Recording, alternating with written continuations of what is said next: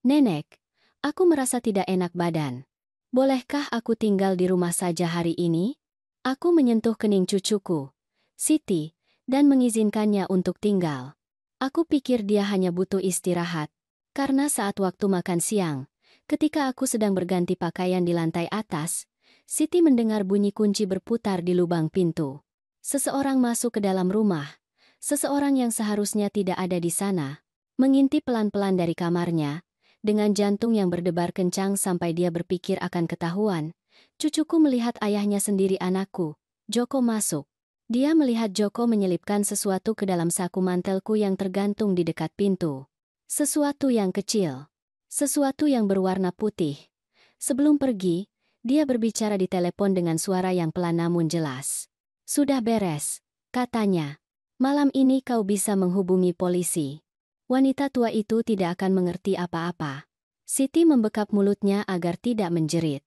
Aku, di lantai atas, masih tidak tahu apa-apa. Aku tidak tahu bahwa anak kandungku baru saja memvonisku. Aku tidak tahu bahwa dalam beberapa jam, polisi akan mengetuk pintu rumahku. Aku tidak tahu bahwa semua yang aku bangun selama 67 tahun akan hilang karena kebohongan yang ditanam di saku mantel hijauku. Tapi, biarkan aku ceritakan bagaimana semua ini bermula. Biarkan aku membawamu kembali ke pagi itu, ketika aku masih percaya bahwa hidupku aman. Pagi di hari Kamis itu dimulai seperti hari-hari biasa. Aku bangun pukul 6. Aku membuat kopi. Baunya memenuhi dapur seperti biasa. Aroma yang menemaniku selama 40 tahun. Sejak aku belajar membuatnya persis seperti yang kusuka. Kental. Tanpa gula. Dalam cangkir putih bergambar bunga jingga hadiah dari ibuku sebelum beliau meninggal. Aku naik ke atas untuk membangunkan Siti agar bersiap ke sekolah. Aku mengetuk pintu kamarnya pelan. Nenek, katanya dengan suara lemas. Aku merasa tidak enak badan. Bolehkah aku tinggal di rumah saja hari ini? Aku mendekati ranjangnya. Aku menyentuh keningnya. Hanya sedikit hangat. Tidak ada yang serius. Tapi, ada sesuatu di matanya yang menahanku. Sesuatu yang bukan rasa sakit fisik. Itu adalah rasa takut atau kekhawatiran. Entahlah. Terkadang anak-anak menyimpan sesuatu yang tidak tahu bagaimana mengatakannya. Baiklah, sayangku, kataku. Hari ini kau istirahat denganku. Kami turun bersama untuk sarapan. Aku membuatkan teh kamomil untuknya. Roti panggang dengan mentega. Sedikit selai stroberi yang aku buat bulan lalu ketika harga stroberi sedang murah di pasar. Siti duduk di kursi favoritnya, yang berada di samping jendela. Dari sana, dia bisa melihat kebun kecil tempat aku menanam tanaman tomat dan kemangi. Cahaya pagi masuk, menciptakan kotak-kotak emas di atas taplak meja putih. Kami makan dalam diam. Keheningan yang nyaman. Keheningan dua orang yang saling menyayangi dan tidak perlu mengisi ruang dengan kata-kata. Aku sudah tinggal di rumah ini sejak aku lahir. 67 tahun di tempat yang sama. Aku mewarisinya dari ibuku. Ibuku mewarisinya dari nenekku.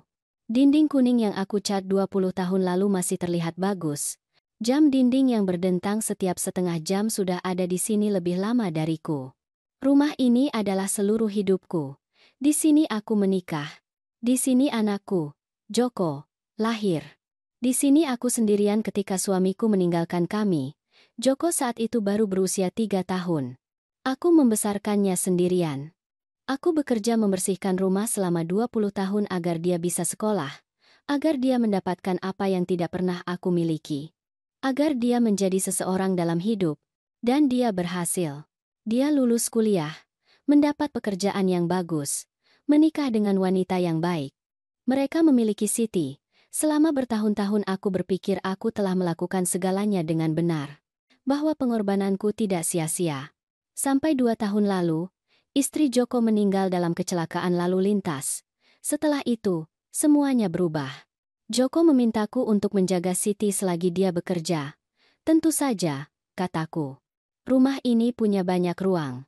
Dan Siti butuh kasih sayang, butuh stabilitas. Hal-hal yang selalu aku tahu cara memberikannya. Tapi, sejak saat itu, Joko mulai berubah.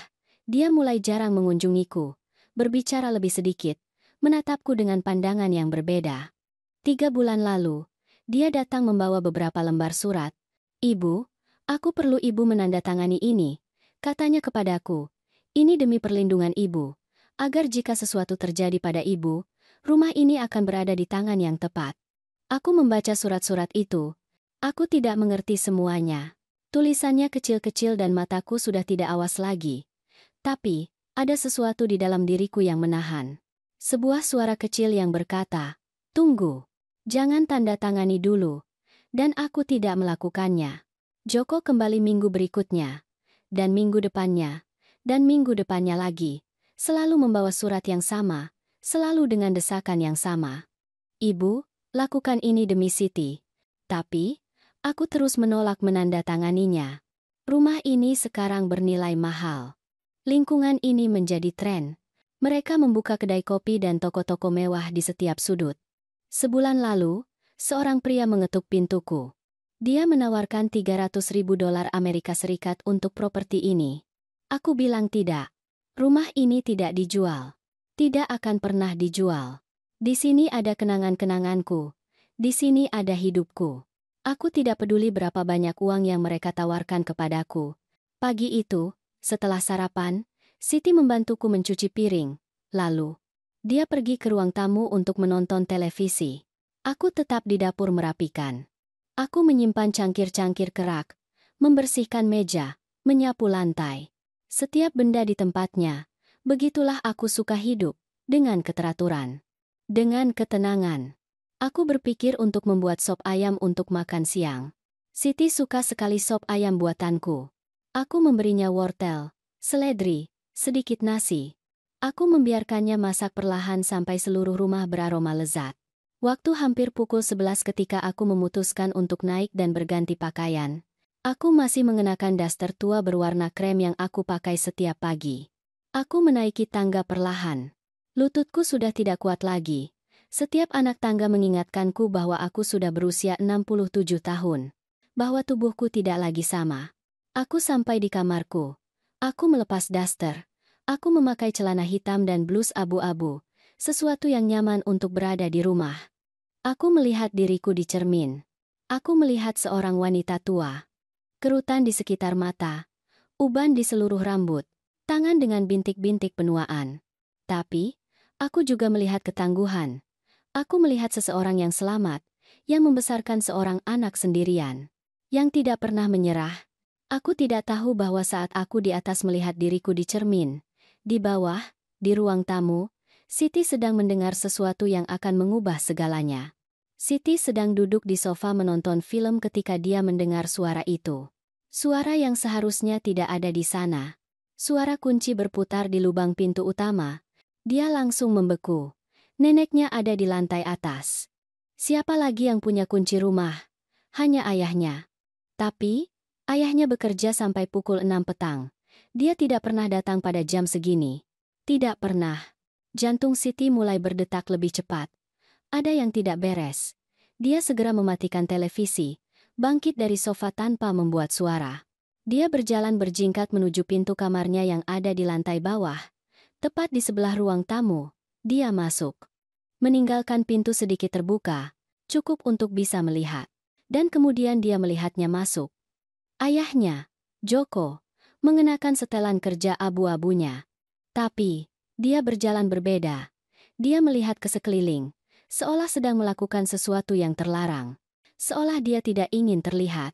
Siti merasakan sesuatu yang dingin merayapi punggungnya.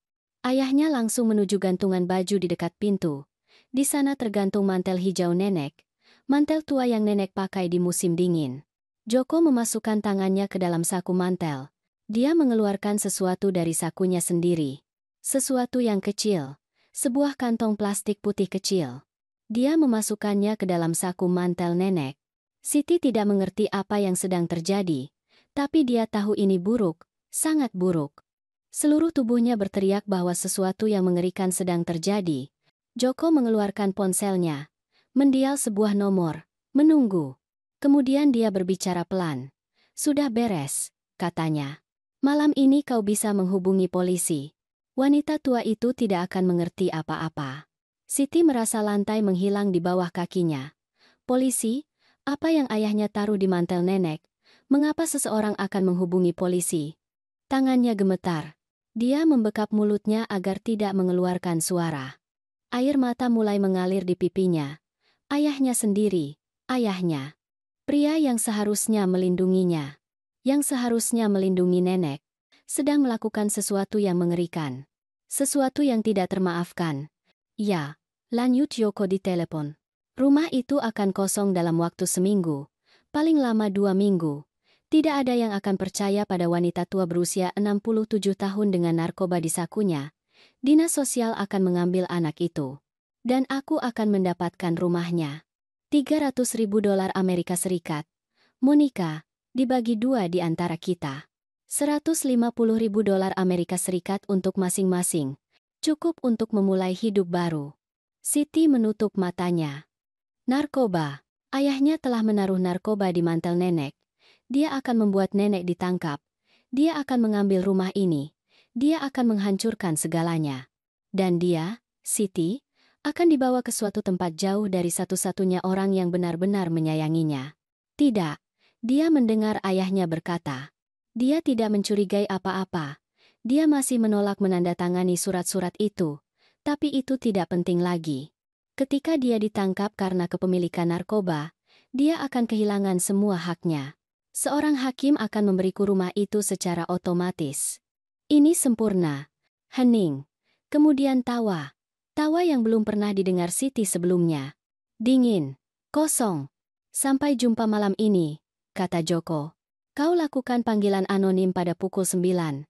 Aku akan ada di sini pada pukul 9:30 malam. Tepat saat polisi tiba, aku akan berpura-pura terkejut. Anak yang khawatir. Tidak ada yang akan curiga. Joko menutup telepon, menyimpannya di saku. Dia melihat sekeliling untuk terakhir kalinya. Tersenyum, senyum kecil dan kejam. Kemudian dia keluar dari rumah, menutup pintu perlahan di belakangnya. Siti tetap di kamarnya, gemetar, menangis dalam diam. Dia tidak tahu harus berbuat apa. Dia tidak tahu bagaimana memproses apa yang baru saja dia lihat.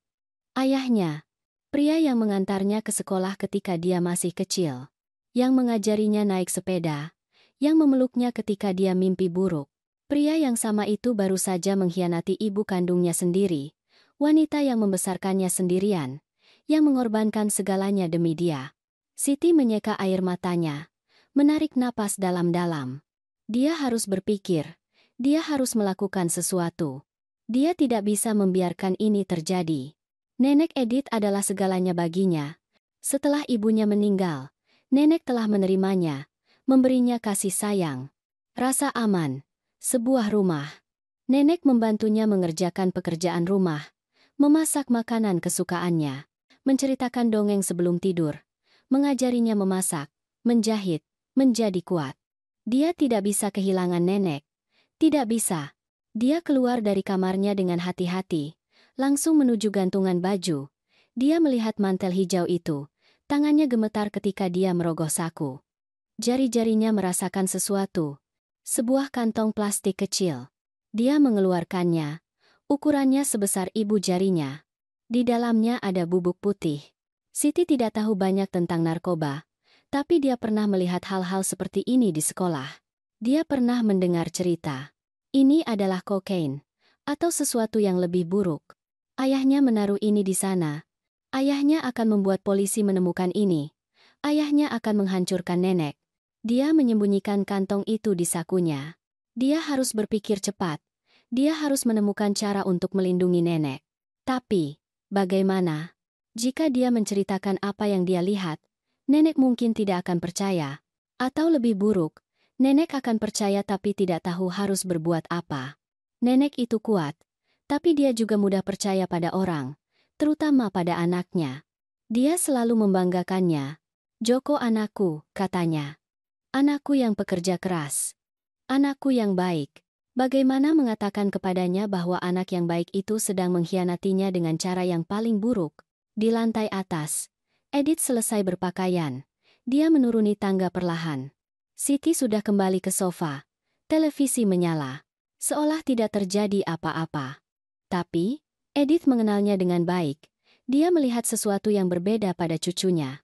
Mata yang merah, tangan yang gelisah, Kau baik-baik saja, sayangku, tanyaku. Siti mengangguk cepat.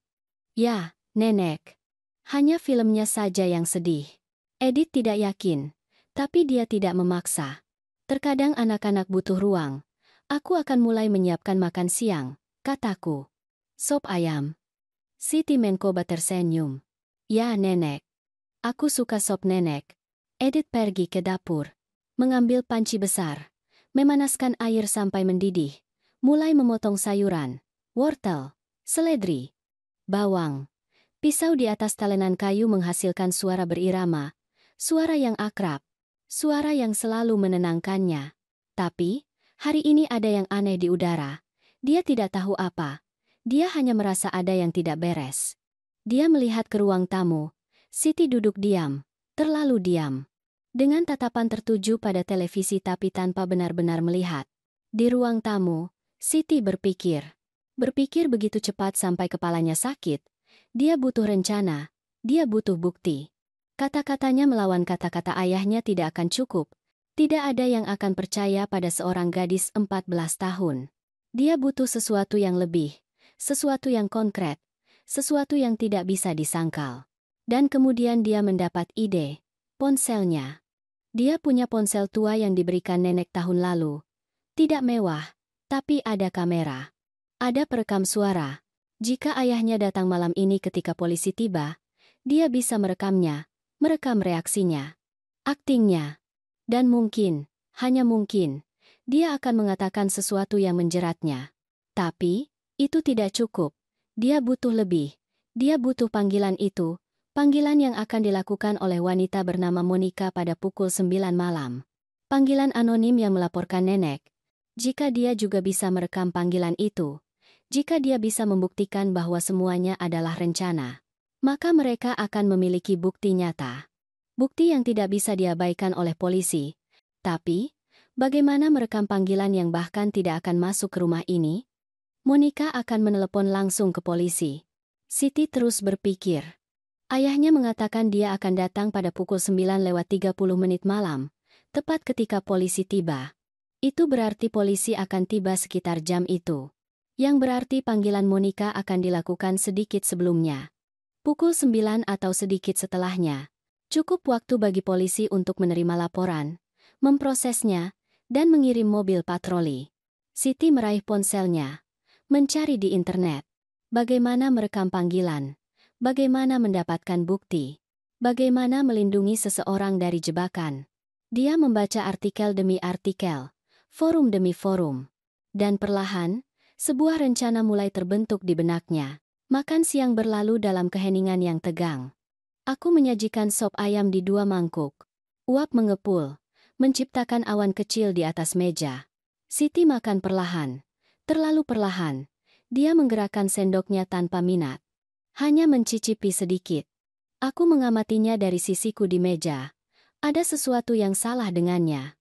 Sesuatu yang lebih dari sekadar sakit perut biasa. Yakin kau baik-baik saja, sayangku, tanyaku lagi. Dia mendongak. Mata koklatnya menatapku dengan intensitas yang aneh. Ya, Nenek. Aku hanya lelah. Aku mengangguk. Baiklah. Setelah makan siang, kau bisa istirahat di kamarmu. Kami selesai makan. Siti menawarkan diri untuk mencuci piring. Sesuatu yang tidak pernah dia lakukan tanpa aku minta. Jangan, sayangku. Biar nenek yang cuci. Kau pergilah istirahat. Dia ragu. Lalu mengangguk. Dia naik ke kamarnya. Aku melihatnya pergi. Bahunya terkulai. Langkahnya lambat. Cucuku sedang menderita sesuatu dan aku tidak tahu apa itu. Aku sakit hati karena tidak bisa membantunya. Aku sakit hati karena merasa tidak berguna. Aku mencuci piring dalam diam. Air hangat di tanganku. Sabun berbusa. Pikiranku terbang ke tempat-tempat gelap. Menuju kekhawatiran yang tidak bisa aku sebutkan. Di lantai atas, Siti menutup pintu kamarnya. Dia duduk di ranjang, mengeluarkan kantong putih kecil dari sakunya. Dia melihatnya. Sangat kecil. Sangat tidak berarti. Tapi, itu memiliki kekuatan untuk menghancurkan segalanya, mengambil neneknya, mengirimnya ke panti asuhan atau rumah singgah, memberikan 300.000 dolar Amerika Serikat yang berlumuran pengkhianatan kepada ayahnya. Dia tidak bisa membiarkannya. Dia tidak akan melakukannya.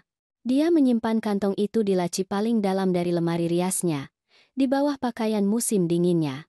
Di tempat yang tidak akan dicari siapapun. Kemudian dia mengeluarkan ponselnya. Dia harus melakukan sesuatu. Dia harus bertindak cepat. Dia hanya punya beberapa jam sebelum semuanya meledak. Pertama, dia perlu memahami rencana ayahnya dengan lebih baik. Dia ingat percakapan telepon itu. Nama wanita itu Monica. Dia akan menelepon polisi pada pukul 9. Melakukan laporan anonim, mengatakan bahwa di alamat ini ada narkoba, bahwa seorang wanita tua menyimpannya. Polisi akan datang. Mereka akan mencari. Mereka akan menemukan kantong itu di mantel hijau. Mereka akan menangkap nenek. Joko akan datang kemudian, berpura-pura terkejut. Anak yang khawatir. Dia akan mengambil hak asuh Siti. Mengambil alih rumah. Menjualnya. Mendapatkan uangnya. Semuanya begitu sederhana. Semuanya begitu kejam. Siti mulai menulis. Dia membuka catatan di ponselnya. Menulis setiap detail yang dia ingat. Waktu pasti ayahnya masuk. Apa yang dia katakan di telepon.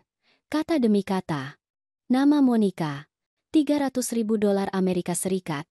Rencana panggilan anonim itu. Semuanya. Setiap detail kecil. Karena dia tahu bahwa ketika saatnya tiba, dia perlu mengingat persis apa yang terjadi. Dia tidak boleh salah. Satu kesalahan dan semuanya akan berantakan. Kemudian dia memikirkan langkah selanjutnya. Dia butuh lebih dari catatannya.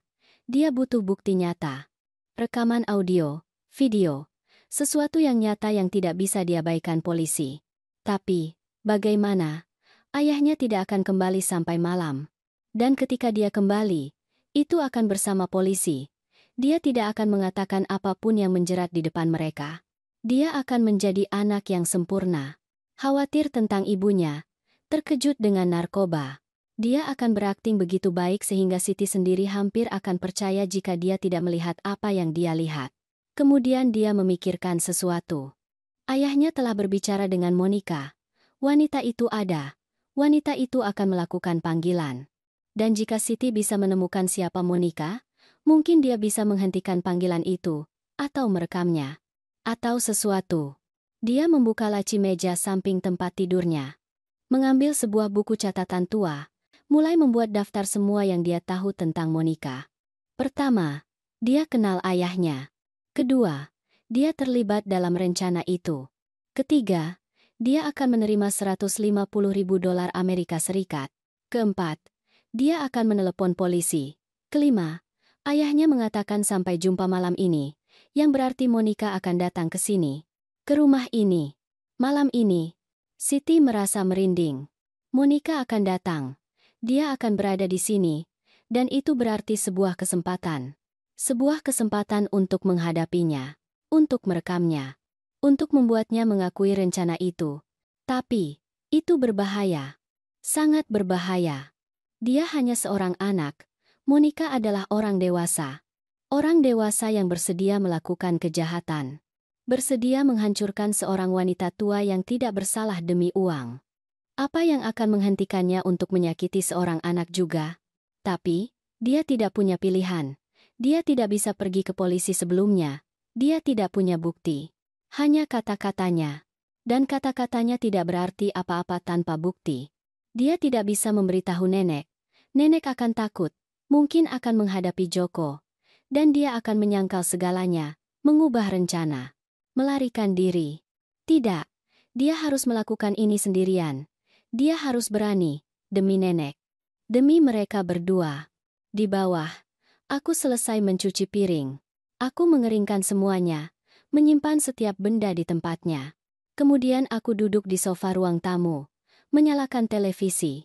Tapi, aku tidak memperhatikan apa yang aku lihat. Pikiranku ada di tempat lain. Aku memikirkan Joko.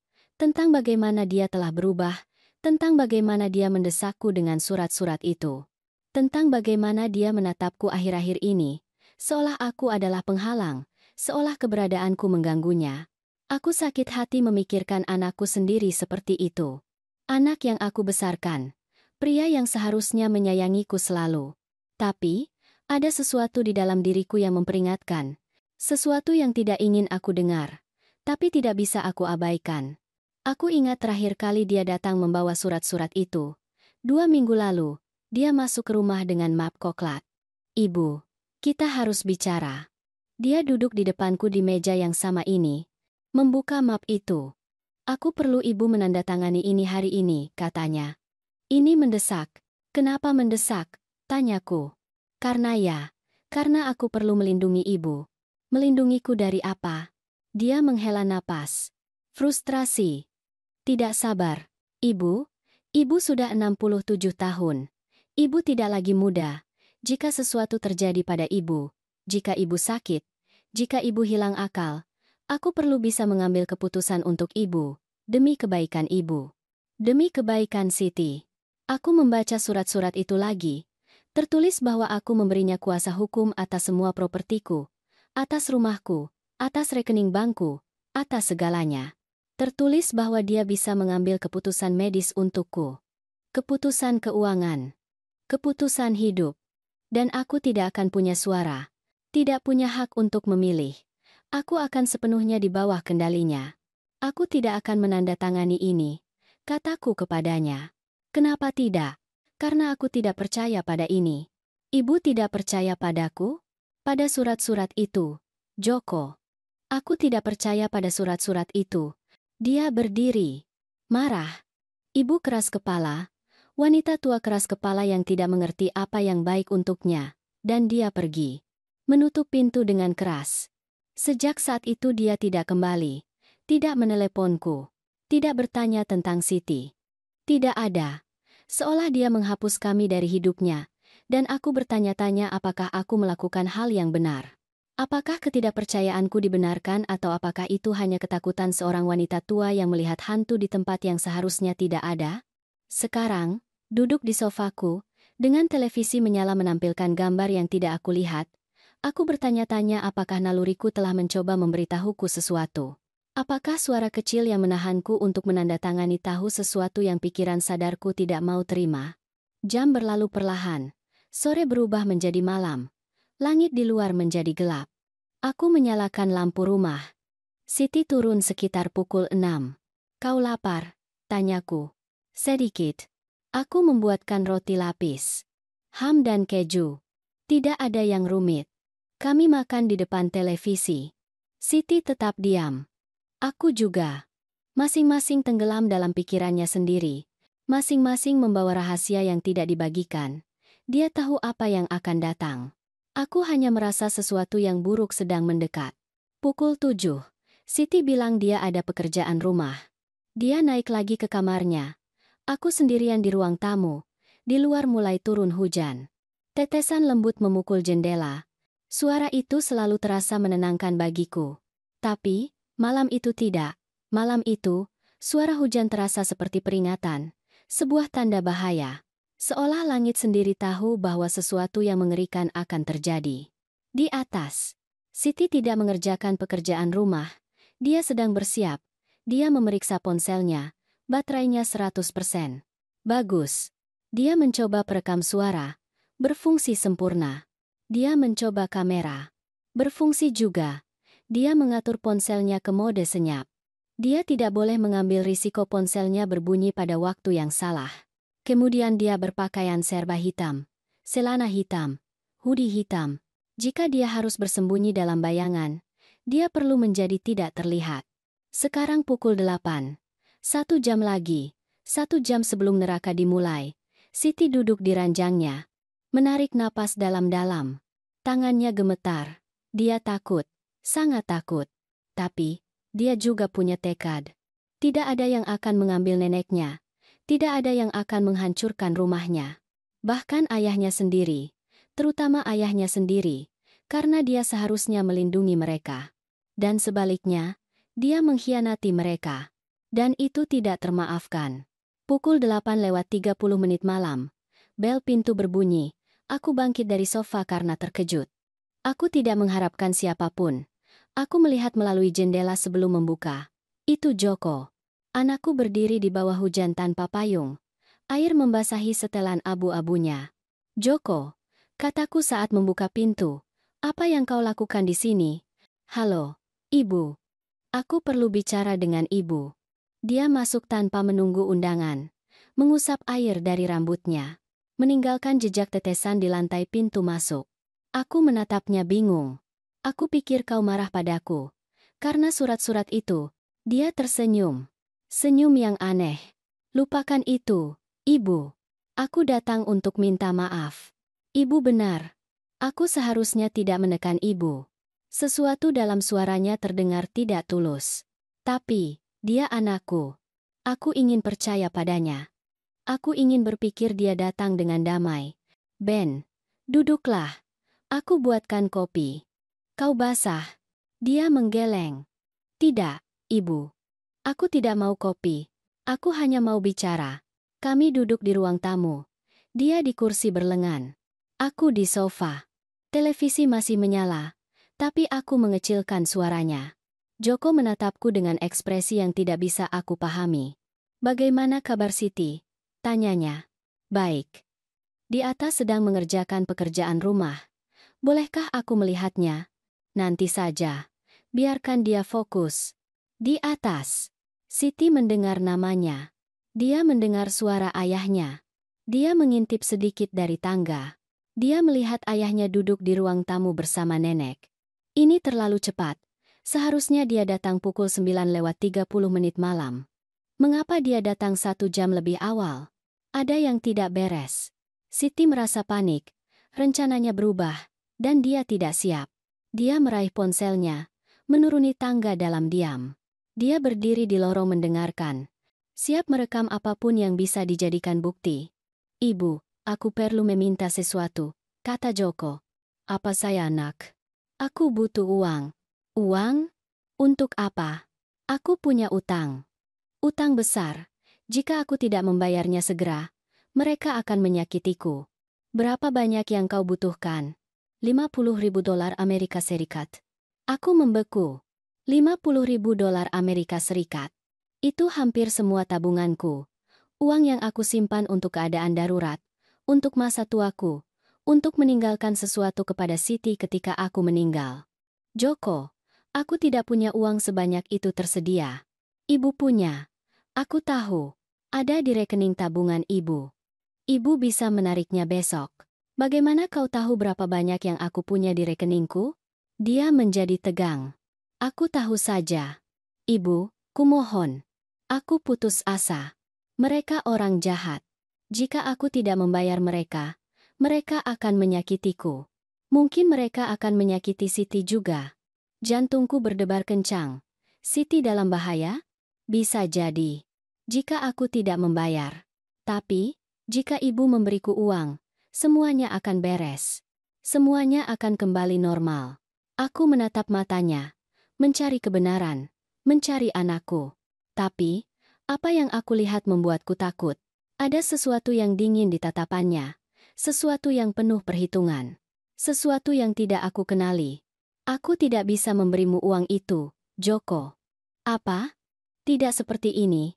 Tidak tanpa mengerti lebih baik apa yang sedang terjadi. Siapa orang-orang itu? Mengapa kau berutang pada mereka? Itu tidak penting. Beri saja aku uangnya. Tidak. Dia bangkit dari kursi berlengan. Suaranya meninggi. Ibu bilang tidak. Aku bilang aku butuh lebih banyak informasi. Informasi. Selalu dengan pertanyaan ibu. Selalu tidak percaya. Aku anak ibu. Apakah itu tidak cukup? Justru karena kau anakku. Aku perlu mengerti. Jika kau dalam masalah, aku ingin benar-benar membantumu. Bukan hanya memberimu uang. Joko berjalan menuju jendela. Berdiri menatap hujan. Tangannya di saku. Punggungnya kaku. Siti dari lorong merekam semuanya dengan ponselnya. Audio tidak sempurna, tapi percakapan itu terdengar. Ayahnya meminta uang, berbohong tentang utang. Menekan nenek, itu adalah lapisan lain dari rencananya, bentuk manipulasi lain. Jika nenek menyerah dan memberinya uang, sempurna. Jika tidak menyerah maka rencana B akan datang. Narkoba, polisi, rumah. Ibu tahu apa? Ibu? Kata Joko sambil berbalik. Lupakan saja. Aku tidak mau uang ibu. Aku tidak mau apa-apa dari ibu. Nak, kumohon, jangan pergi begitu saja. Dia berjalan menuju pintu. Aku mengikutinya. Joko, tunggu, mari kita bicara. Tidak ada yang perlu dibicarakan. Ibu selalu sama, pelit, egois. Aku memberikan hidupku. Aku membesarkanmu sendirian. Aku mengorbankan segalanya demi kau. Dan sekarang kau bilang aku egois karena aku tidak memberimu 50.000 dolar Amerika Serikat begitu saja. Dia membuka pintu. Hujan masuk dengan deras. Ibu akan menyesali ini, ibu. Aku janji. Dia pergi. Pintu tertutup dengan bunyi berdebam yang bergema di seluruh rumah. Aku berdiri di pintu masuk. Gemetar.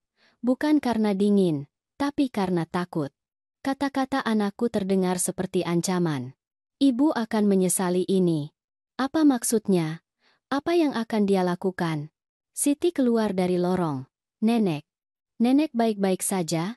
Aku berbalik. Dia pucat. Dia mendengar semuanya. Ya, sayangku. Aku baik-baik saja. Hanya perdebatan saja. Aku kembali ke ruang tamu. Duduk. Kakiku tidak bisa menopangku. Siti duduk di sampingku, menggenggam tanganku. Kecil, hangat, menenangkan. Nenek, aku harus memberitahu nenek sesuatu. Aku menatapnya. Matanya penuh air mata. Ada apa, sayangku? Ayah datang hari ini. Ketika nenek di atas. Aku melihatnya. Dia menaruh sesuatu di mantel nenek, di saku. Sesuatu yang buruk. Dan dia bicara di telepon. Dia bilang malam ini mereka akan menghubungi polisi. Bahwa mereka akan menyalahkan nenek, bahwa mereka akan mengambil rumah nenek. Napas aku tersekat. Apa? Siti mulai menangis. Maaf, nenek. Seharusnya aku memberitahu nenek lebih awal. Tapi, aku takut. Takut nenek tidak percaya padaku. Takut dia akan melakukan sesuatu yang lebih buruk. Aku memeluk cucuku. Dia terisak di dadaku. Aku berusaha memproses apa yang baru saja aku dengar. Anakku. Anak kandungku sendiri. Dia masuk ke rumahku diam-diam. Dia menanam sesuatu di mantelku. Dia akan menelepon polisi. Dia akan membuatku ditangkap. Karena sesuatu yang tidak aku lakukan. Karena sesuatu yang dia taruh di sana. Dunia bergerak di bawahku. Tidak ada yang masuk akal. Tidak ada yang nyata. Di mana itu? Tanyaku dengan suara serak. Di mana yang dia taruh di mantelku? Aku punya. Aku menyembunyikannya. Di kamarku. Ambil. Sekarang. Siti berlari ke atas. Aku bangkit. Pergi ke gantungan baju. Memeriksa mantel hijau. Saku-saku itu kosong. Siti turun membawa kantong plastik putih di tangan. Dia meletakkannya di atas meja kopi. Aku melihatnya tanpa menyentuhnya. Itu kecil. Hampir tidak berarti. Tapi, aku tahu apa itu. Narkoba. Anakku telah menaruh narkoba di rumahku, di mantelku. Untuk menjebakku, untuk menghancurkanku. Air mata mulai mengalir di pipiku. Aku tidak bisa mempercayainya.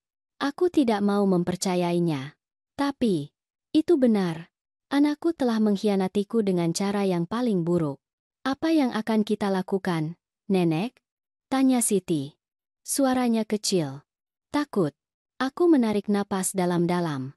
Mencoba menenangkan diri, mencoba berpikir jernih. Aku tidak tahu, sayangku. Tapi, kita harus bertindak cepat. Jika yang kau katakan itu benar, polisi akan datang malam ini. Siti mengangguk. Ayah bilang seorang wanita bernama Monica akan menelepon pukul 9. Aku melihat jam di dinding. Pukul 8:45 malam. Kami punya 15 menit. 15 menit untuk memutuskan apa yang harus dilakukan. 15 menit untuk menyelamatkan hidup kami. Pikir. Edith. Pikir. Jika polisi datang dan menemukan narkoba, aku akan ditangkap. Tidak peduli aku bilang itu bukan milikku. Tidak ada yang akan percaya padaku. Seorang wanita tua dengan narkoba di rumahnya. Aku akan terlihat bersalah. Dan Joko akan muncul setelah itu. Berpura-pura terkejut. Anak yang khawatir. Tapi, jika narkoba itu tidak ada di sini ketika polisi tiba, rencananya akan gagal. Mereka perlu menemukan narkoba agar rencana itu berhasil. Tanpa narkoba, tidak ada kejahatan. Tanpa kejahatan, tidak ada penangkapan. Tanpa penangkapan, tidak ada cara untuk mengambil rumahku. Kita harus menyingkirkan ini, kataku sambil menunjuk kantong itu. Bagaimana? Tanya Siti. Bisakah kita membuangnya ke toilet? Tidak. Mereka bisa memeriksanya. Saluran pembuangan, semuanya. Kita harus mengeluarkannya dari rumah sepenuhnya. Siti berpikir sejenak. Kita bisa menguburnya. Di kebun, di bawah hujan, tidak ada yang akan melihat kita. Itu berisiko. Tapi kami tidak punya pilihan. Baiklah, ayo. Aku mengambil kantong itu dengan lap dapur. Aku tidak mau meninggalkan sidik jariku di sana. Kami keluar ke kebun belakang. Hujan turun dengan deras. Kami basah kuyup dalam hitungan detik. Aku menggali lubang kecil di dekat tanaman tomat, mengubur kantong itu dalam-dalam, menutup lubang dengan tanah. Siti membantuku memadatkan tanah. Ketika kami selesai, tangan kami tertutup lumpur, pakaian kami basah meneteskan air. Tapi, narkoba itu sudah tidak ada di rumah. Kami masuk, membersihkan diri dengan cepat. Berganti pakaian. Pukul 8:55 malam. 5 menit. Dalam 5 menit seseorang akan menelepon polisi mengatakan aku punya narkoba. Dan polisi akan datang. Dan mereka tidak akan menemukan apa-apa. Lalu bagaimana? Apa yang akan terjadi ketika Joko menyadari rencananya gagal? Apa yang akan dia lakukan? Jawaban itu membuatku takut. Tapi, tidak ada jalan kembali. Kami hanya bisa terus maju. Kami hanya bisa berjuang. Kami duduk di ruang tamu menunggu. Siti di sampingku. Aku dengan tangan terlipat di pangkuanku. Jam menunjukkan pukul 9 tepat. Di suatu tempat di kota, seorang wanita bernama Monica sedang mendial nomor polisi. Dia mengatakan bahwa di alamat ini ada narkoba, bahwa seorang wanita tua menyimpannya, bahwa itu mendesak. Aku bisa membayangkan suaranya. Dingin, penuh perhitungan, berbohong dengan mudah.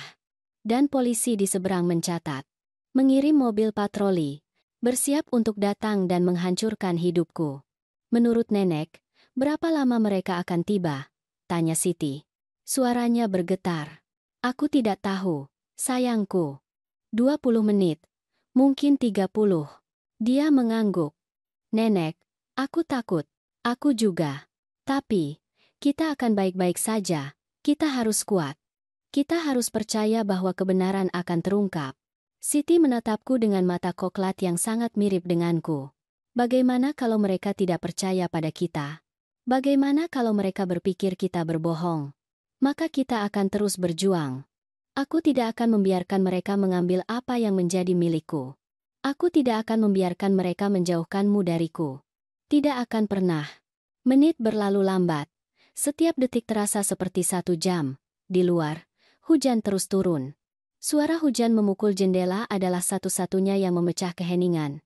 Aku memikirkan Joko. Tentang bayi yang aku gendong di lenganku 35 tahun lalu.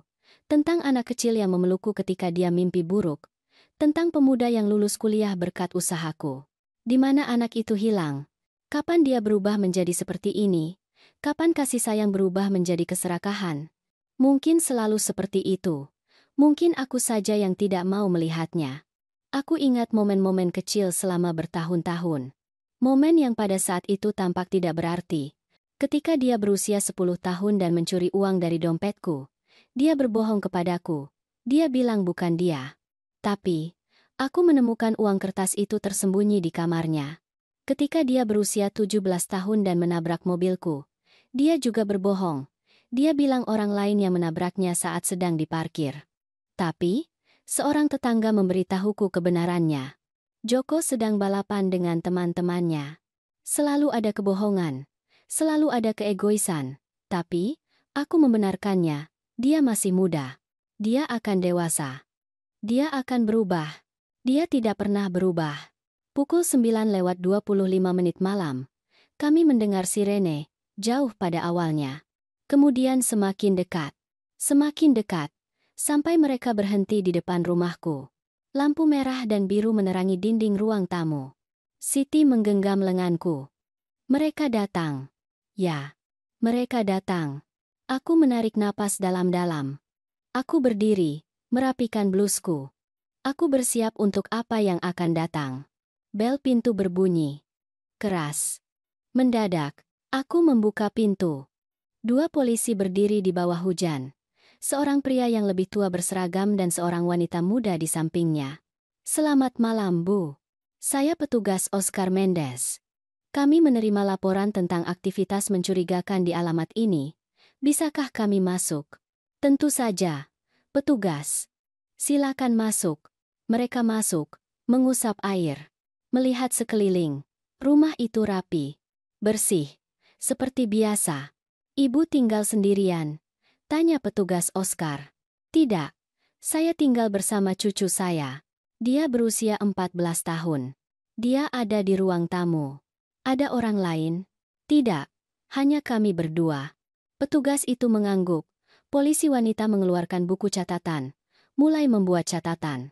Bu, apakah Anda tahu tentang adanya zat ilegal di rumah ini? Tidak.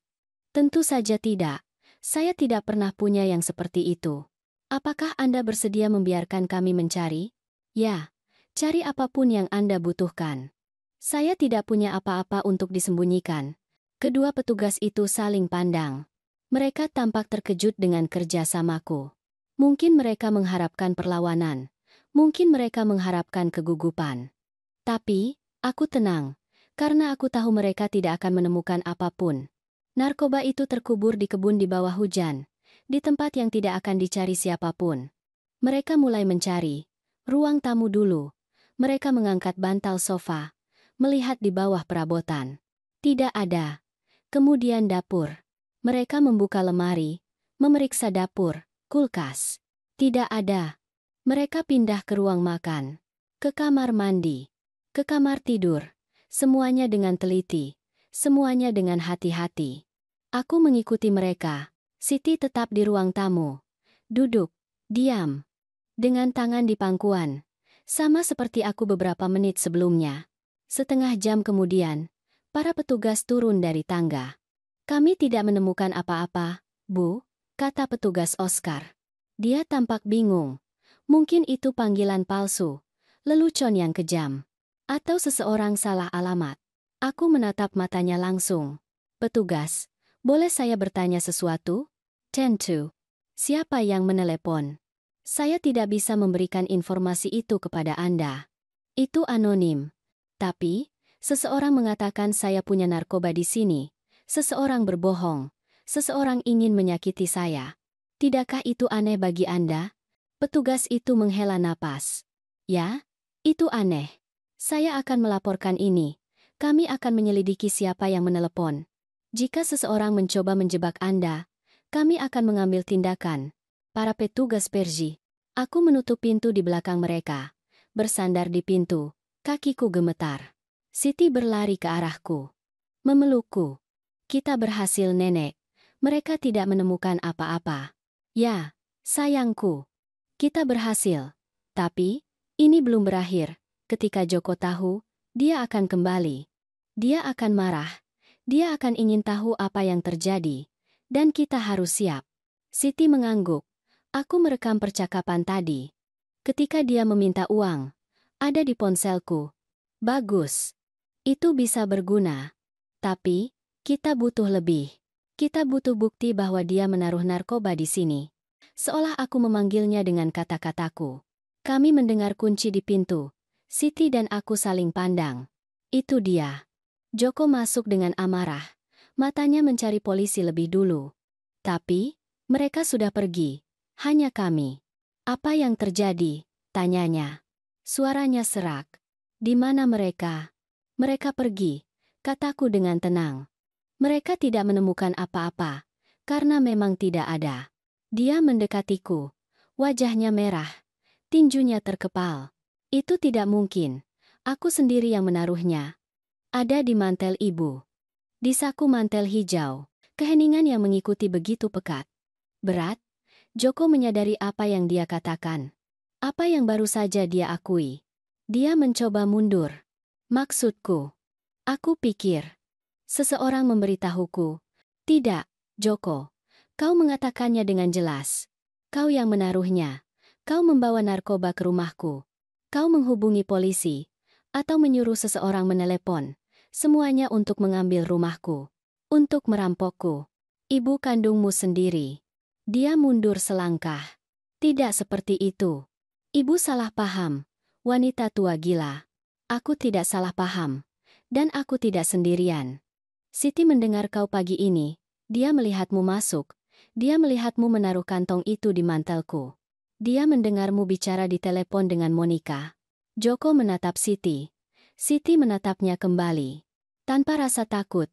Dengan kekecewaan. Dengan kesedihan. Tapi, tanpa rasa takut. Kau, katanya. Kau merusak segalanya. Kau hanya anak kecil yang usil. Aku tidak menyesali apa-apa, kata Siti dengan suara tegas. Aku melindungi nenek, sesuatu yang seharusnya ayah lakukan. Joko tertawa, tawa yang pahit, penuh racun, melindunginya. Dia tidak butuh perlindungan. Dia perlu menghilang. Dia tua, tidak berguna. Dia menempati rumah yang bernilai 300.000 dolar Amerika Serikat, uang yang seharusnya menjadi milikku. Aku anaknya. Aku pantas mendapatkannya. Kau tidak pantas mendapatkan apa-apa, kataku. Tanganku gemetar, tapi suaraku tegas. Aku memberikan segalanya untukmu. Masa mudaku, energiku, uangku. Aku membesarkanmu sendirian. Aku mengorbankan segalanya demi kau. Dan sekarang kau mau merampokku. Kau mau menghancurkanku. Kau bukan anakku. Anakku sudah lama mati. Kau hanyalah orang asing. Orang asing yang serakah dan kejam. Joko menatapku dengan kebencian murni. Baik, jika itu yang ibu mau, aku akan mendapatkan rumah itu bagaimanapun caranya. Ada cara lain. Aku bisa menyatakan ibu tidak kompeten. Aku bisa bilang ibu sakit, bahwa ibu tidak bisa menjaga diri sendiri. Apalagi seorang anak, mereka akan mengambil Siti. Mereka akan menempatkan ibu di panti jompo. Dan aku akan mendapatkan apa yang menjadi hakku. Silakan, kataku. Coba saja. Tapi, aku peringatkan sesuatu. Siti merekam semuanya. Percakapanmu pagi ini, pengakuanmu barusan. Semuanya ada di ponselnya. Dan jika kau mencoba sesuatu melawan kami, rekaman itu akan langsung ke polisi. Joko menjadi pucat. Kau bohong. Siti mengangkat ponselnya. Di layar terlihat hitungan perekaman sedang berjalan. Dia telah merekam sejak dia masuk. Setiap kata, setiap pengakuan, setiap ancaman, semuanya didokumentasikan. Semuanya tersimpan. Bukti tak terbantahkan dari pengkhianatannya. Menjauhlah dari kami, kataku. Jangan pernah kembali, jangan menelepon, jangan mengirim pesan. Kau tidak ada untukku. Dan jika sesuatu terjadi pada Siti atau aku, rekaman itu akan sampai ke pihak berwenang secara otomatis. Siti sudah memastikan itu. Jadi pergilah. Pergi dan jangan kembali. Joko menatap kami. Pertama padaku, kemudian pada Siti, putrinya. Darah dagingnya sendiri. Aku melihat saat sesuatu hancur dalam dirinya. Saat dia menyadari dia telah kalah. Bahwa rencananya telah gagal. Bahwa dia tidak akan mendapatkan rumah itu. Atau uangnya. Bahkan kasih sayang keluarganya. Karena dia telah menghancurkan segalanya demi keserakahan. Dia berbalik, berjalan menuju pintu. Sebelum keluar dia berhenti. Dia tidak berbalik, hanya berbicara. Kalian berdua akan menyesalinya. Dia keluar. Pintu tertutup. Suara itu bergema di rumah yang kosong. Siti dan aku berdiri di tengah ruang tamu. Gemetar, menangis, saling berpelukan. Kami telah memenangkan pertempuran ini. Tapi, kami tahu bahwa perangnya mungkin belum berakhir. Malam itu kami tidak tidur. Siti dan aku tetap terjaga di ruang tamu dengan semua lampu menyala. Setiap suara membuat kami terkejut. Setiap tetesan hujan memukul jendela. Setiap derit rumah. Kami takut Joko akan kembali. Takut dia akan membawa seseorang. Takut ancaman terakhirnya bukan hanya kata-kata. Aku duduk di sofa dengan secangkir teh yang tidak aku minum. Teh itu menjadi dingin di tanganku. Siti meringkuk di sampingku dengan ponselnya, memeriksa rekaman itu berulang kali, memastikan itu lengkap. Bahwa semuanya terdengar jelas. Bahwa itu cukup untuk melindungi kami. Nenek, Besok pagi-pagi kita harus ke polisi. Bawa rekamannya. Ceritakan semuanya. Kau benar, tapi kita harus hati-hati. Ayahmu kenal orang, punya koneksi. Jika kita pergi ke petugas yang salah, dia bisa lolos. Kita perlu langsung ke kantor polisi, membuat laporan formal, agar semuanya tercatat. Siti menyimpan ponselnya. Membuat salinan cadangan rekaman di penyimpanan cloud, satu lagi di emailku, dan satu lagi di flash drive yang dia temukan di mejanya. Kami tidak bisa mengambil risiko kehilangan satu-satunya bukti yang kami miliki. Saat kami menunggu fajar menyingsing, aku memikirkan semua yang telah terjadi, tentang bagaimana hidupku telah berubah begitu buruk hanya dalam beberapa jam. Pagi ini aku bangun percaya bahwa masalah terbesarku adalah Siti merasa tidak enak badan. Sekarang aku tahu bahwa anak kandungku sendiri telah mencoba menghancurkanku, bahwa dia bersedia melihatku ditangkap, mengambil segalanya dariku. Memisahkanku dari cucuku, demi uang, demi sebuah rumah, demi keserakahan murni. Dadaku sakit, rasa sakit fisik, seolah seseorang mencabut jantungku, karena dalam arti tertentu, memang begitu. Anakku telah mencabut jantungku, aku ingat hari dia lahir. Persalinan yang sulit, 30 jam kesakitan. Tapi, ketika akhirnya aku menggendongnya di lenganku, semuanya sepadan, dia sempurna. Kecil, dengan mata tertutup dan tangan kecilnya terkepal. Aku melihatnya dan berpikir, aku akan memberimu segalanya. Aku akan mencintaimu dengan setiap serat keberadaanku. Aku akan melindungimu dari dunia. Dan aku melakukannya. Selama 35 tahun aku melakukannya. Aku bekerja 2 pekerjaan, membersihkan rumah sampai tanganku berdarah. Aku melewatkan makan agar dia bisa makan. Aku tidak menyalakan pemanas di musim dingin untuk membayar sekolahnya. Aku memberikan segalanya, benar-benar segalanya, dan dia membalasku dengan pengkhianatan. Apa salahku? Tanyaku dengan suara keras. Siti menatapku. Nenek tidak salah. Dia yang salah. Nenek memberinya kasih sayang, memberinya kesempatan. Tapi, beberapa orang hanya memilih untuk menjadi jahat. Itu bukan salah nenek. Aku ingin mempercayainya.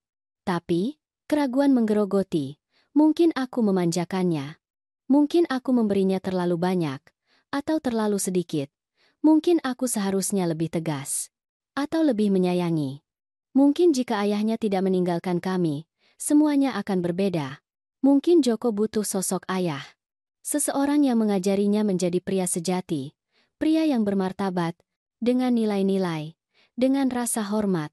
Tapi, tidak ada gunanya memikirkan mungkin tentang apa yang bisa terjadi. Kenyataannya adalah ini.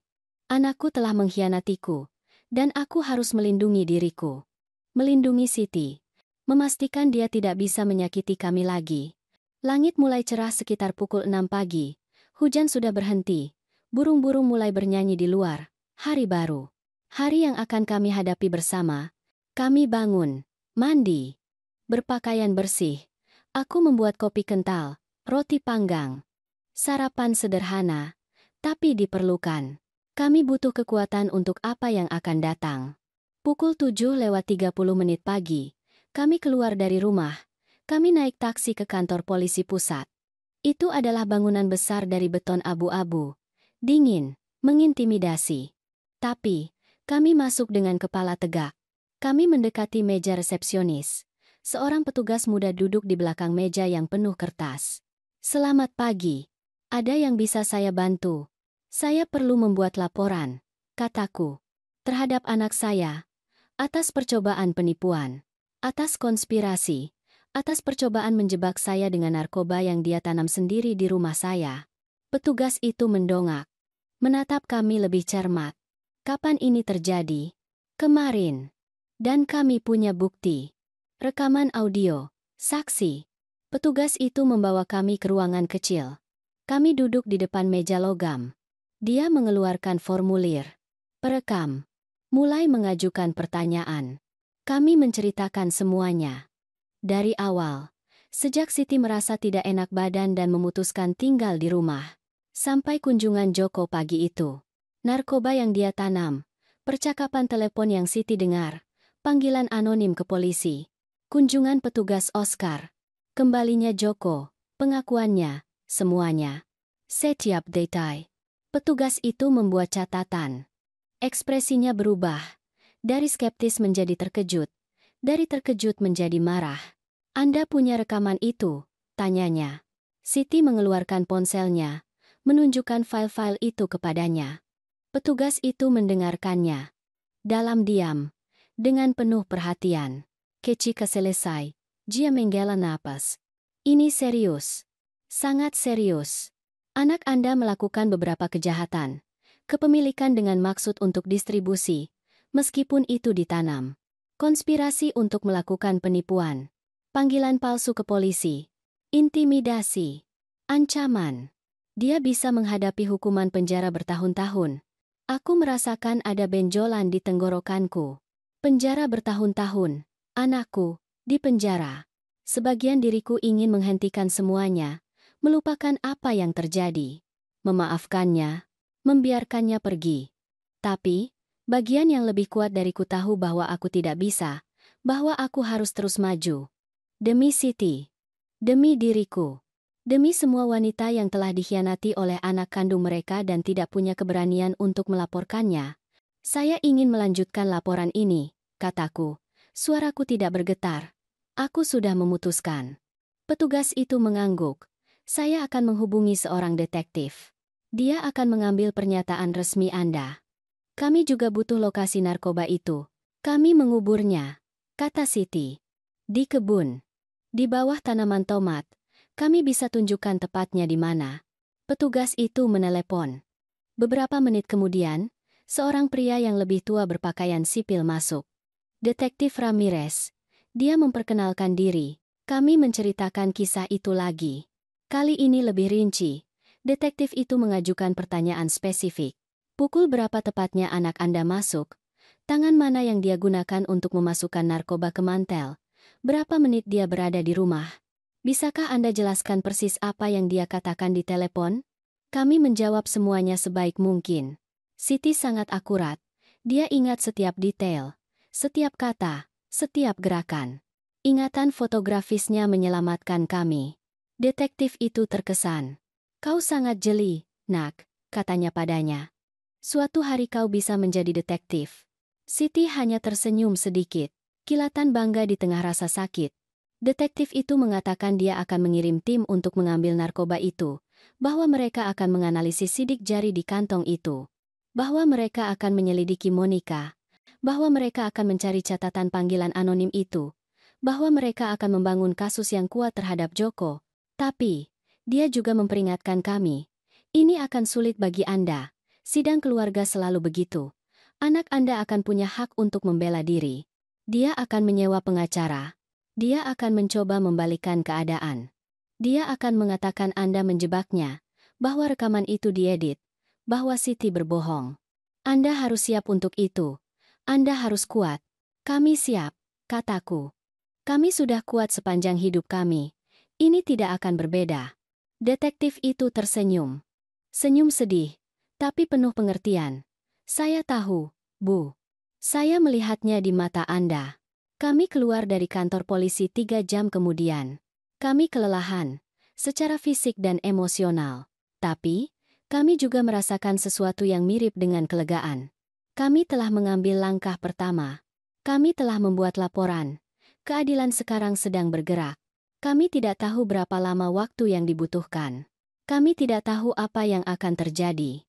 Tapi, setidaknya kami telah berjuang. Kami tidak diam. Kami tidak membiarkan Joko lolos. Kami naik taksi lain kembali ke rumah. Selama perjalanan, Siti menyandarkan kepalanya di bahuku. Aku bangga pada nenek, katanya.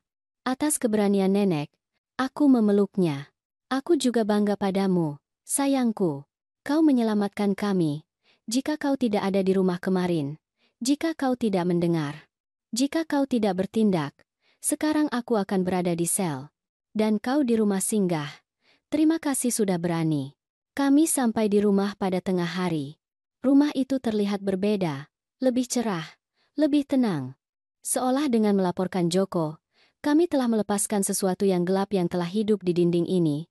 Aku menyiapkan makan siang. Sop sayur. Roti buatan sendiri. Kami makan dalam diam. Keheningan yang nyaman. Keheningan dua orang yang telah melewati badai dan selamat. Setelah makan siang, Siti pergi ke kamarnya untuk istirahat. Aku tetap di dapur mencuci piring, melihat melalui jendela ke kebun. Ke tempat kami mengubur narkoba. Tim forensik akan datang besok untuk mengambilnya, menganalisisnya, memastikan cerita kami. Telepon berdering. Jantungku berhenti. Bagaimana jika itu Joko? Bagaimana jika dia tahu kami pergi ke polisi? Bagaimana jika dia datang dengan lebih banyak ancaman? Tapi, ketika aku menjawab, itu Detektif Ramirez, Ibu Edith. Saya punya kabar. Kami menemukan Monica. Nama lengkapnya Monica Herrera. Dia pacar anak Anda. Mereka telah tinggal bersama selama 6 bulan terakhir. Dia yang melakukan panggilan anonim dari ponselnya. Kami mendapatkan catatan panggilannya. Kami juga menemukan pesan antara dia dan anak Anda yang merencanakan segalanya. Kami sedang menangkap keduanya saat ini. Kakiku lemas. Aku duduk di lantai dapur dengan telepon di telinga. Menangkap. Sekarang. Ya Bu. Kami punya cukup bukti. Rekaman Anda. Pesan teks. Catatan panggilan. Narkoba yang kami ambil sore ini dari kebun Anda. Sidik jari anak Anda ada di kantong itu. Ini kasus yang kuat. Mereka tidak akan bisa keluar dengan mudah dari ini. Berapa lama? Tanyaku. Suaraku hampir tidak terdengar. Berapa lama mereka akan berada di penjara? Itu tergantung pada hakim. Tapi, dengan semua dakwaan itu, mereka bisa menghadapi antara 5 sampai 10 tahun masing-masing. Mungkin lebih jika hakim memutuskan itu direncanakan. Yang jelas-jelas iya. Aku menutup telepon. Aku tetap duduk di lantai dapur, menangis. Aku tidak tahu apakah itu tangisan kelegaan atau kesedihan. Mungkin keduanya. Anakku akan masuk penjara. Anak kandungku sendiri. Bayi yang aku gendong di lenganku. Anak yang aku besarkan. Pria yang aku percayai. Dia akan menghabiskan waktu bertahun-tahun di sel. Dan aku bertanggung jawab. Aku yang melaporkannya. Aku yang menyerahkan bukti. Aku yang menempatkannya di sana. Tapi, aku juga tahu bahwa aku tidak punya pilihan. Bahwa aku telah melakukan hal yang benar. Bahwa melindungi Siti lebih penting daripada melindungi Joko. Hari-hari berikutnya terasa aneh.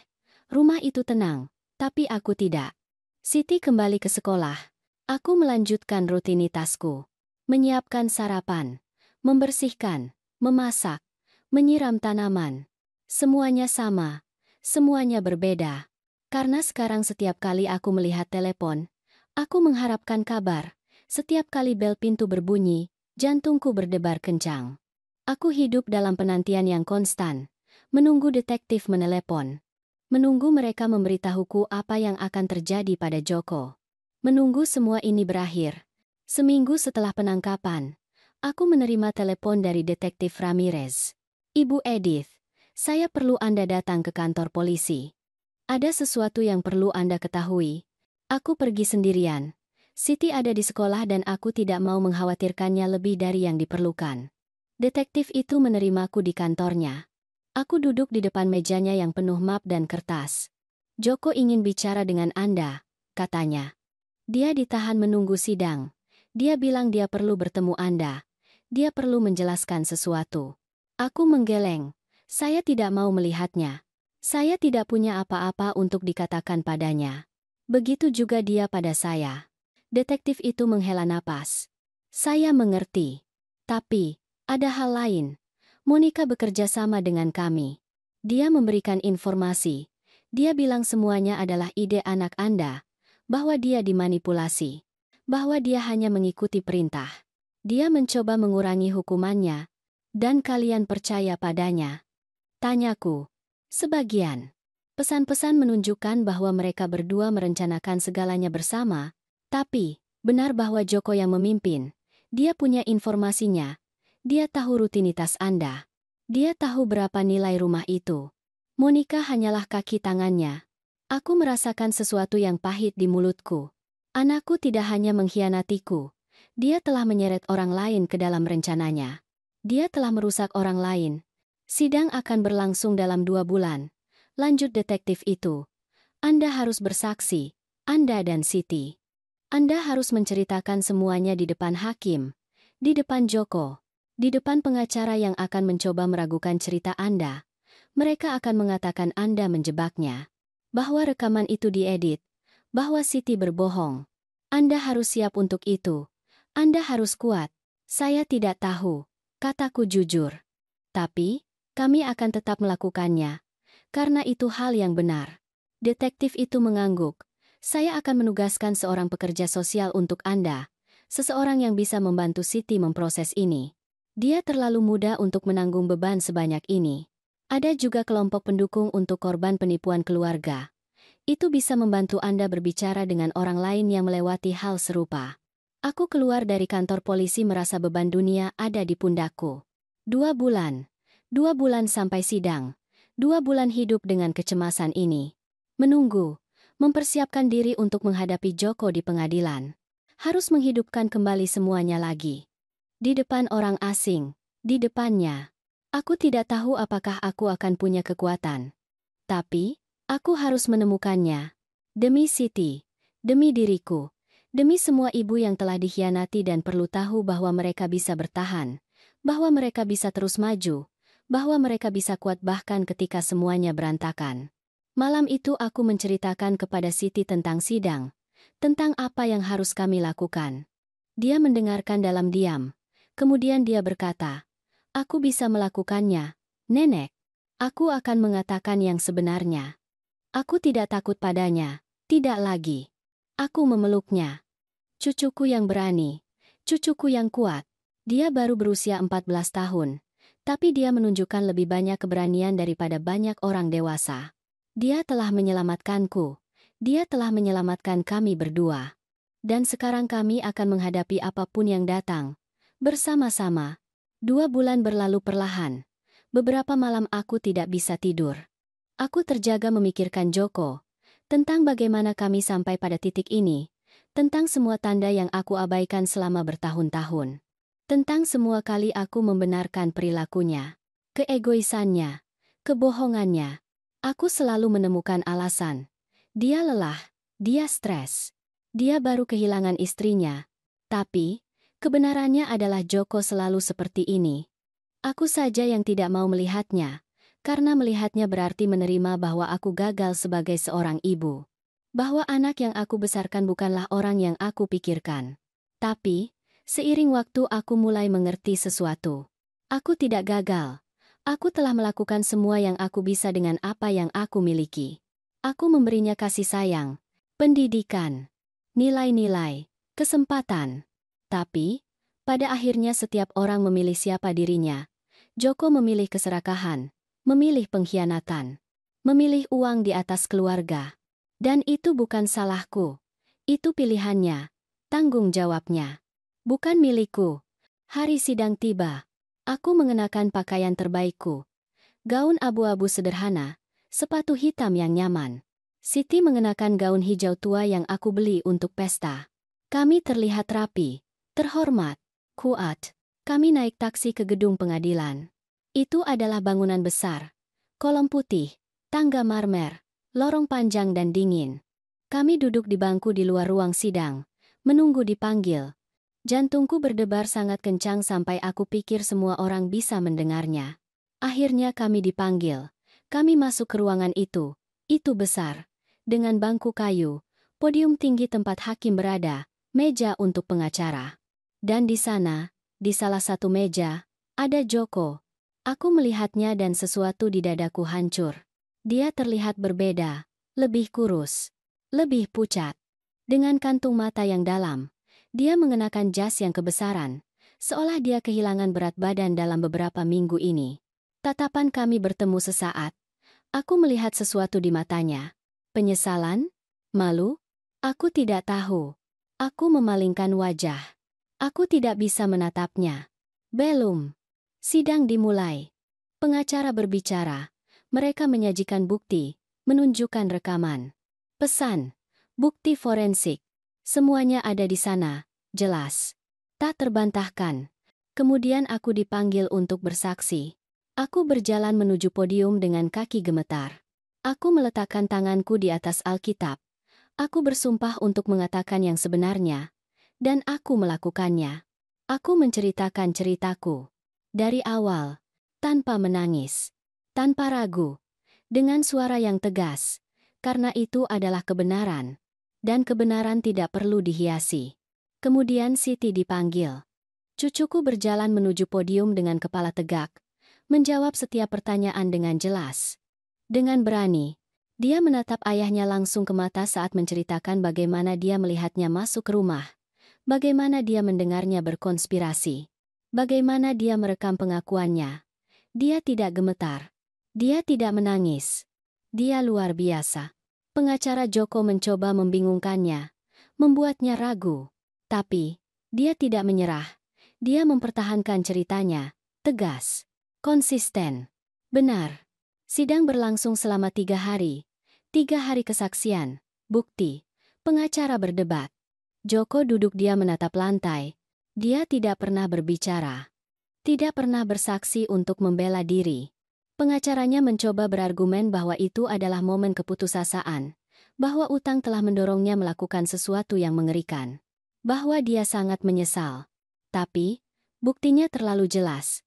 Pesan dengan Monica menunjukkan perencanaan berminggu-minggu. Konspirasi. Itu bukan dorongan sesaat. Itu direncanakan, penuh perhitungan. Dingin. Monica bersaksi.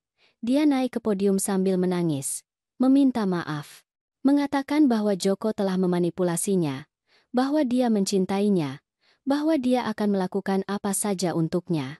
Bahkan sesuatu yang mengerikan seperti ini, jaksa bertanya padanya apakah dia tahu aku adalah seorang wanita tua, apakah dia tahu Siti hanya seorang anak, apakah dia tahu bahwa apa yang mereka lakukan akan menghancurkan sebuah keluarga.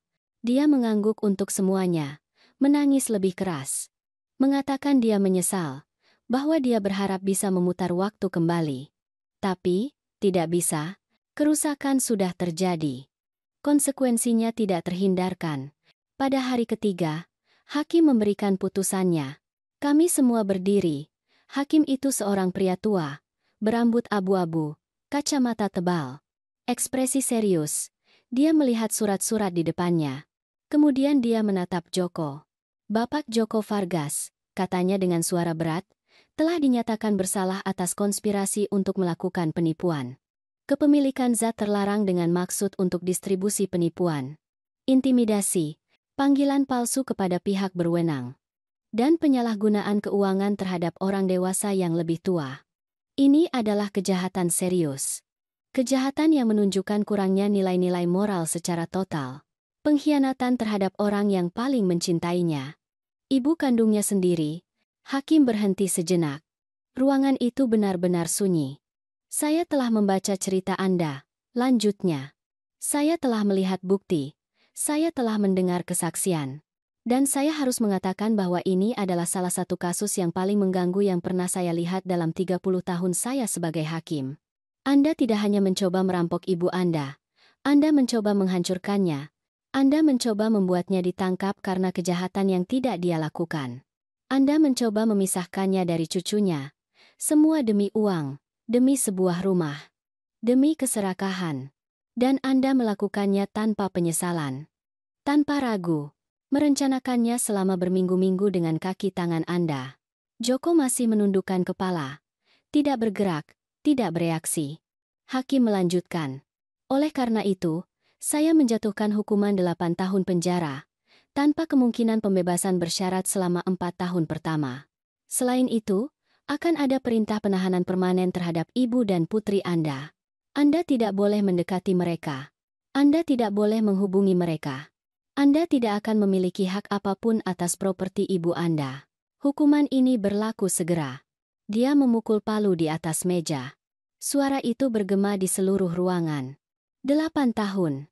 Anakku akan menghabiskan 8 tahun di penjara. Monica menerima 5 tahun. Karena bekerja sama dengan penyelidikan, hukumannya dikurangi. Tapi, dia tetap akan masuk penjara. Keduanya dibawa oleh petugas. Joko melewati di depanku. Dia berhenti sejenak. Ibu, bisiknya. Maafkan aku. Aku menatapnya. Untuk pertama kalinya dalam beberapa hari, aku menatapnya langsung. Tidak ada pengampunan di mataku. Tidak ada kasih sayang. Hanya kelelahan. Hanya kesedihan. Jangan bicara padaku, kataku.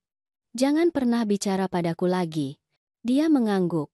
Air mata mengalir di pipinya. Kemudian petugas membawanya pergi, dan dia menghilang melalui pintu di belakang ruangan. Mungkin itu terakhir kali aku akan melihatnya. Mungkin tidak. Aku tidak tahu. Dan pada saat itu, aku tidak peduli. Kami keluar dari gedung pengadilan. Matahari bersinar di luar. Hari yang indah. Langit biru. Burung bernyanyi. Orang-orang berjalan di jalanan. Hidup terus berjalan, seperti biasa. Siti menggenggam tanganku. Nenek baik-baik saja? Aku mengangguk. Ya, sayangku. Aku baik-baik saja. Kita berhasil, tanyanya. Ya, kita berhasil. Kami berjalan menuju tempat taksi. Kakiku terasa berat, hatiku juga. Tapi, ada hal lain. Sesuatu yang mirip dengan kedamaian, pembebasan. Seolah beban besar telah diangkat dari pundakku. Detektif Ramirez menyusul kami sebelum kami naik taksi. Ibu Edith, saya ingin Anda tahu sesuatu. Anda melakukan hal yang benar. Saya tahu itu sulit. Saya tahu itu menyakitkan. Tapi, Anda melindungi cucu Anda. Anda melindungi diri sendiri. Dan itu membutuhkan keberanian yang luar biasa. Banyak orang dalam situasi Anda akan diam. Akan membiarkannya terjadi. Karena malu. Karena takut. Tapi, Anda berjuang. Dan Anda menang. Itu patut diakui Jean-Paul. Aku berterima kasih padanya. Dia pergi. Kami naik taksi. Selama perjalanan pulang, tidak ada yang bicara. Kami hanya berpegangan tangan, melihat keluar jendela, melihat kota berlalu. Ketika kami sampai di rumah, semuanya terlihat sama. Pintu kuning yang sama, jendela yang sama, kebun yang sama. Tapi, sesuatu telah berubah. Ini bukan lagi rumah tempat Joko tumbuh. Ini bukan lagi tempat pengkhianatan. Sekarang ini hanya rumah kami, milik Siti dan aku. Tempat yang aman. Tempat yang tidak akan bisa diambil siapapun. Aku masuk dan melihat sekeliling. Ruang tamu, dapur, foto-foto di dinding. Ada foto-foto Joko saat masih kecil, saat dia lulus, saat dia menikah. Aku melihatnya untuk waktu yang lama, kemudian aku melepasnya. Satu persatu. Bukan dengan marah, dengan sedih, tapi aku melepasnya. Apa yang akan nenek lakukan dengan itu? Tanya Siti. Aku akan menyimpannya. Di dalam kotak, di ruang bawah tanah. Mungkin suatu hari aku bisa melihatnya tanpa rasa sakit. Mungkin tidak. Tapi, untuk saat ini, aku perlu itu tidak ada di sini. Aku butuh ruang untuk sembuh. Siti membantuku. Kami menyimpan semua foto Joko. Semua kenangannya. Semua yang membuat kami memikirkannya. Kami membawanya ke ruang bawah tanah. Ketika kami selesai, rumah itu terasa lebih ringan. Lebih milik kami. Malam itu aku menyiapkan makan malam. Ayam panggang dengan sayuran. Hidangan favorit Siti. Kami makan di meja dapur. Kami berbicara tentang hal-hal sederhana.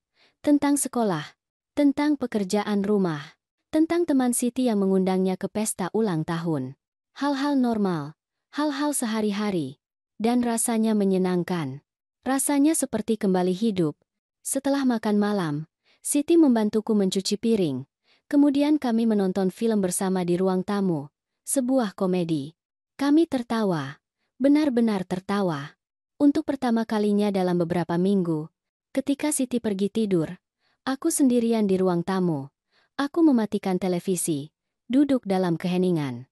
Aku memikirkan semua yang telah terjadi, tentang bagaimana pagi yang normal berubah menjadi mimpi buruk, tentang bagaimana cucuku telah menyelamatkanku, tentang bagaimana kami telah berjuang bersama, tentang bagaimana kami telah menang. Itu bukan kemenangan yang aku inginkan. Itu bukan akhir yang aku pilih.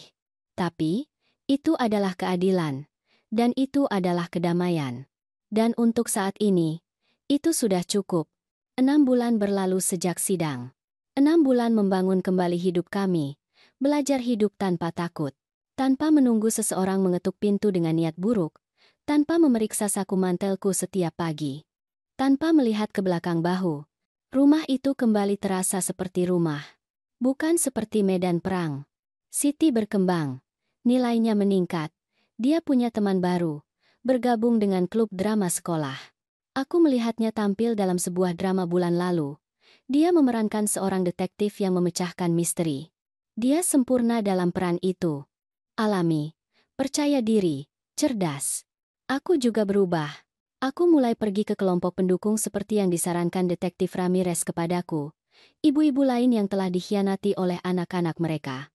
Nenek-nenek lain yang harus memilih antara kasih sayang dan keadilan. Awalnya aku tidak mau pergi. Aku malu mengakui apa yang telah terjadi. Tapi, ketika aku tiba dan mendengar cerita orang lain, aku menyadari bahwa aku tidak sendirian. Bahwa rasa sakit yang aku rasakan dibagikan. Bahwa rasa bersalah yang aku tanggung bukan milikku.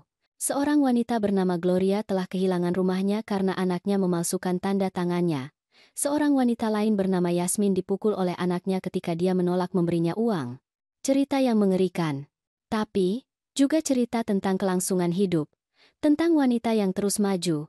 Aku belajar sesuatu yang penting selama bulan-bulan itu. Aku belajar bahwa kasih sayang seorang ibu tidak berarti membiarkan segalanya. Tidak berarti mengorbankan diri sampai menghilang. Tidak berarti menerima pelecehan karena itu datang dari darah dagingmu sendiri. Kasih sayang sejati juga mencakup batasan. Mencakup mengatakan tidak. Mencakup melindungi diri sendiri dan orang-orang yang bergantung padamu. Dan terkadang kasih sayang yang paling sulit adalah yang memaksamu untuk melepaskan. Menerima bahwa orang yang kau besarkan memilih jalan yang tidak bisa kau ikuti. Suatu sore di musim semi aku berada di kebun menanam benih tomat baru, yang sebelumnya mati selama musim dingin. Tapi, ini waktunya untuk memulai lagi. Siti keluar dari rumah dengan 2 gelas air jeruk nipis dingin. Dia duduk di sampingku di rumput. Nenek, apa nenek pernah memikirkannya? Tanyanya. Setiap hari, aku mengakui. Tapi, sudah tidak terlalu sakit lagi, sudah tidak merenggut tidurku. Ini seperti bekas luka. Masih ada, tapi sudah tidak berdarah lagi. Dia mengangguk. Aku juga memikirkannya. Dia ayahku. Sebagian diriku masih merindukannya. Bagian yang ingat saat dia membacakan cerita sebelum tidur. Saat dia mengajariku naik sepeda. Tapi, kemudian aku ingat apa yang dia lakukan. Dan kasih sayang bercampur dengan kekecewaan. Wajar untuk merasakan keduanya, kataku kepadanya. Kau bisa merindukan ayah yang dulu dan pada saat yang sama menolak pria yang dia menjadi sekarang. Kau tidak harus memilih satu perasaan saja. Manusia itu rumit. Kita bisa menahan emosi yang bertentangan pada saat yang sama. Kami minum air jeruk nipis kami dalam diam. Matahari menghangatkan punggung kami. Bunga-bunga yang aku tanam tahun lalu sedang mekar, mawar. Aster, bunga matahari. Semuanya tumbuh. Semuanya hidup. Meskipun badai yang kami lewati, meskipun rasa sakit, hidup terus berjalan, dan kami bersamanya. Aku menerima surat dari Joko 2 minggu lalu. Datang dengan cap penjara. Aku menatap amplop itu selama 1 jam sebelum membukanya. Sebagian diriku ingin membakarnya tanpa membaca. Tapi, sebagian lain perlu tahu apa isinya. Akhirnya aku membukanya. Surat itu pendek. Mengatakan dia menyesal, bahwa dia punya banyak waktu untuk berpikir, bahwa dia menyadari apa yang telah dia lakukan, bahwa dia tidak mengharapkan pengampunan, tapi dia ingin aku tahu bahwa penyesalannya nyata, bahwa di penjara dia memulai terapi, bahwa dia berusaha memahami mengapa dia berubah menjadi seperti itu, bahwa mungkin suatu hari, bertahun-tahun dari sekarang, dia bisa menatap mataku lagi tanpa malu. Aku membaca surat itu 2 kali. Kemudian aku menyimpannya di laci. Aku tidak merobeknya. Tapi, aku juga tidak menjawab. Aku belum siap. Mungkin tidak akan pernah siap. Dan itu tidak masalah. Pengampunan bukanlah sesuatu yang bisa dipaksakan. Bukan sesuatu yang harus diberikan sebagai kewajiban. Itu adalah sesuatu yang terjadi ketika hati sudah siap. Jika memang pernah siap, untuk saat ini, hatiku perlu sembuh. Perlu fokus pada Siti, pada diriku. Pada membangun kembali apa yang Joko coba hancurkan.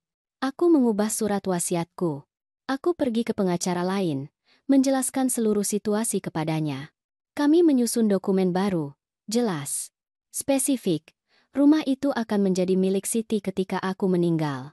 Joko tidak akan punya hak apapun, bahkan jika dia keluar dari penjara, bahkan jika dia meminta maaf. Keputusan ini bukan karena balas dendam. Itu demi perlindungan. Untuk memastikan Siti selalu punya rumah, tempat yang aman, tempat yang tidak bisa diambil siapapun darinya. Pengacara meyakinkanku bahwa dokumen itu kuat, bahwa tidak ada cara untuk menggugatnya. Aku merasa lega. Suatu malam, Siti dan aku duduk di sofa. Dia mengerjakan pekerjaan rumah matematikanya. Aku membaca buku. Tiba-tiba dia menutup buku catatannya. "Nenek, terima kasih." "Untuk apa, sayangku?" "Karena mempercayaiku, karena melindungiku, karena berani." Banyak nenek dalam situasi nenek akan memilih anak mereka. Mereka akan mengatakan aku berbohong, bahwa aku salah paham. Tapi, nenek mempercayaiku sejak saat pertama, dan itu sangat berarti bagiku. Aku memeluknya. "Aku akan selalu mempercayaimu. Aku akan selalu melindungimu. Kau yang paling penting dalam hidupku." Alasanku untuk terus maju. Bulan-bulan terus berlalu. Musim panas tiba. Siti menyelesaikan tahun ajaran dengan nilai bagus. Kami merayakannya dengan makanan penutup favoritnya. Kue coklat dengan stroberi. Aku mengundang beberapa temannya. Rumah itu dipenuhi tawa, musik, kehidupan. Dan aku menyadari bahwa kami telah mencapai sesuatu yang luar biasa. Kami tidak hanya selamat, kami telah sembuh. Kami telah menemukan kegembiraan lagi.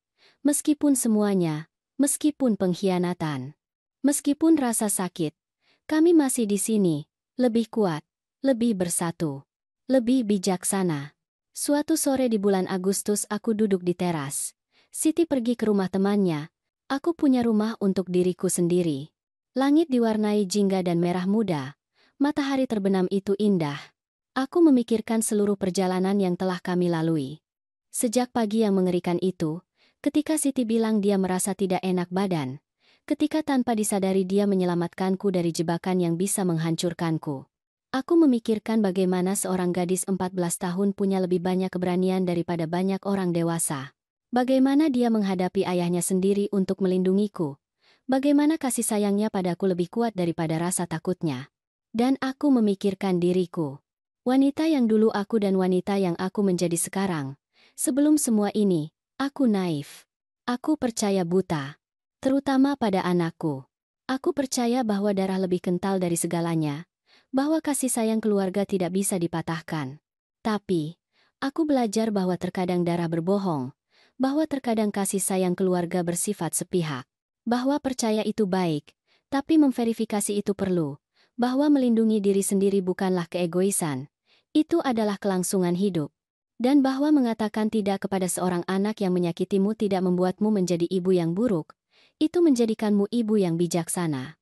Matahari terbenam sepenuhnya. Bintang-bintang mulai muncul, satu persatu, seperti janji di langit yang gelap. Janji bahwa besok matahari akan terbit lagi, bahwa hidup akan terus berjalan, bahwa rasa sakit pada akhirnya akan menjadi pelajaran. Kekuatan, kebijaksanaan. Aku bangkit dari teras, masuk ke rumah, menyalakan lampu, membuat teh. Aku duduk di kursi favoritku, dan untuk pertama kalinya dalam banyak bulan, aku merasakan kedamaian yang utuh. Kedamaian yang nyata.